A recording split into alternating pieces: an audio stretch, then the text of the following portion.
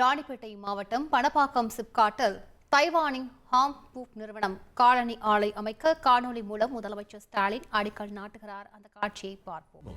உலக அளவில் தோல் அல்லாத தடகள காலணி உற்பத்தியில் இரண்டாவது பெரிய பன்னாட்டு நிறுவனமாக திகழ்கிறது.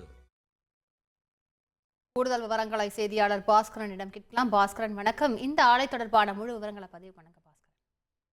முதலீட்டாளர் மாநாட்டில் போடப்பட்ட ஒப்பந்தத்தின் அடிப்படையில் சென்னை தலைமைச் செயலகத்தில் தொழில் முதலீடு ஊக்குவிப்பு மற்றும் வர்த்தகத்துறை சார்பில் ராணிப்பேட்டை மாவட்டத்தில் சிப்காட் பணப்பாக்கம் தொழில் பூங்காவில் தைவான் நாட்டைச் சேர்ந்த ஹாங்பூ நிறுவனம் 1500 கோடி ரூபாய் முதலீட்டில் 25,000 நபர்களுக்கு வேலைவாய்ப்பு அளிக்கும் வகையில காலணி உற்பத்தி தொழிற்சாலை தான் அமைக்க உள்ளது.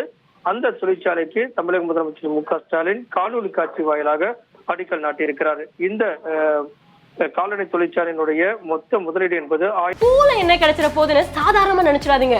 இங்க ஒருத்தர் 1 ஏக்கர் மலர் விவசாயம் பண்ணி 30 லட்சம் ரூபாய் சம்பாதிக்கிறார். எப்படின்னு தெரிஞ்சுக்க ஃப்ரீடம் ஆப்பை டவுன்லோட் பண்ணுங்க. 1500 கோடியாக இருக்கிறது. உலக முதலீட்டாளர் மாநாட்டினுடைய அதில் போடப்பட்ட ஒப்பந்தத்தின் அடிப்படையில் 25,000 பேருக்கு வேலை வாய்ப்பு என்பதும் உறுதி செய்யப்படுகிறது.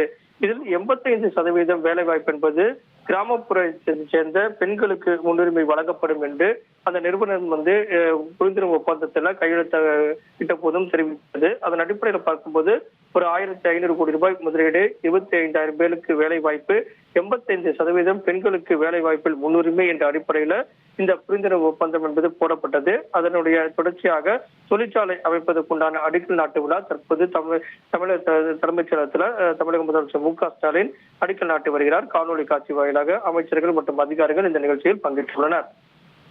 விவரங்களுக்கு நன்றி பாஸ்கரன்.